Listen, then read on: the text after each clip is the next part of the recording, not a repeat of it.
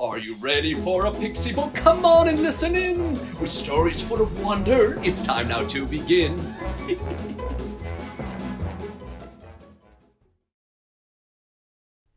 Hello there, everyone. Have you seen Storybook? Oh, there you are. I'm lucky I didn't lose you.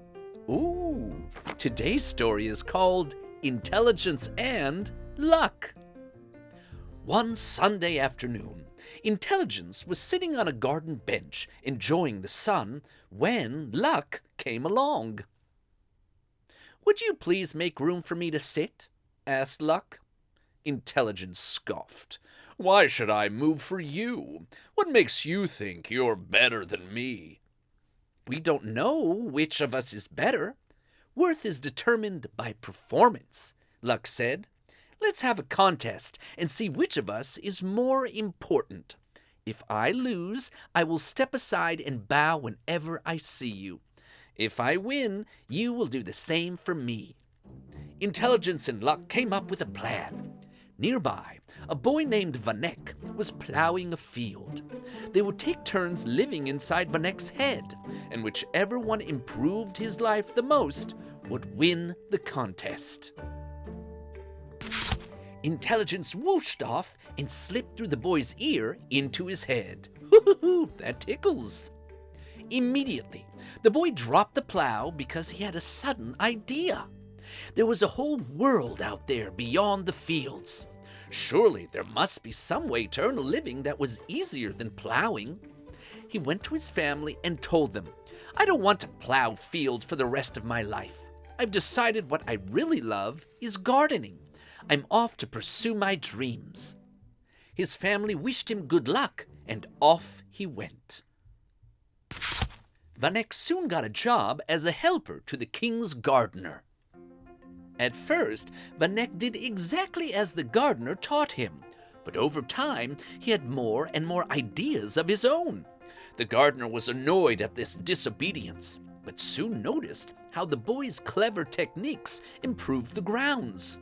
Soon the garden was so beautiful that the king and queen delighted in walking there, along with the princess and her beloved dog.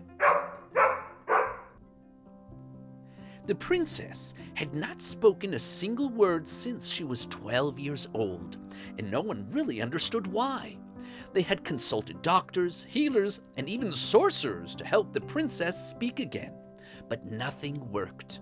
Finally, one day, the king declared that anyone who could convince his daughter to speak again would have a place in the palace and live as royalty for all their days. Of course, everyone wanted to live like royalty. Who wouldn't? So, people came from far and wide, certain that they could get the princess to talk.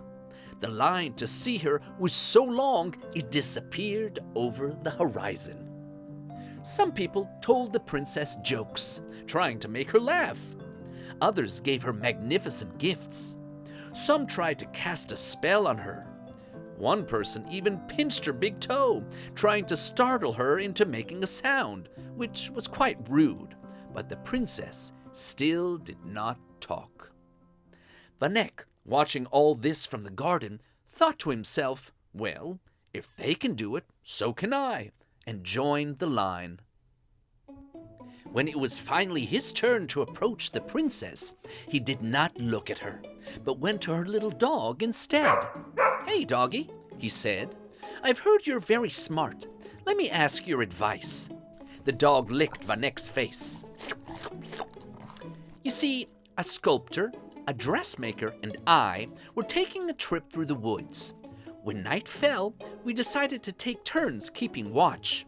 First, the sculptor was on watch, and he was so bored that he carved a little person out of wood. When it was the dressmaker's turn, she too was bored, so she sewed an outfit for the figure. When it was my turn, I was also bored stiff, so I taught the wooden person to speak. When my friends woke up, we couldn't decide who should keep the figure. The sculptor says he should keep it because he sculpted it. The dressmaker says she owns it because she clothed it. And I say it's mine because I taught it to talk. which one of us should keep the figurine? The dog didn't say anything. He licked Vanek's face again and again and wagged his tail. Then something amazing happened.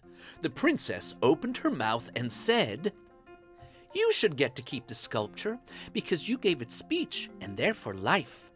An empty figurine and its clothes are nothing without life." Everyone cheered. The princess had spoken. But then the king said, Wait a minute, hold on. Everyone shush. This boy can't live as royalty. He's my gardener. He's far too talented to replace. No, Vanek, you must keep on working." "I won't," said Vanek, standing up and looking the king right in the eye. The entire crowd gasped. "You promised that whoever could get your daughter to speak would get to live as royalty. You must honor your promise." No one had ever dared to confront the king like this. He was so angry. He turned bright purple and his mustache curled up. "Take this mouthy brat to the dungeon!" he roared. The guards grabbed Vanek and dragged him away. The guards threw him into a dark, spidery dungeon where Luck was waiting for him. "Well, Intelligence, look what you've done to Vanek. He's a prisoner because of you. Quick, let me take over." Luck flew into Vanek's head and pushed Intelligence out through his nose. Achoo!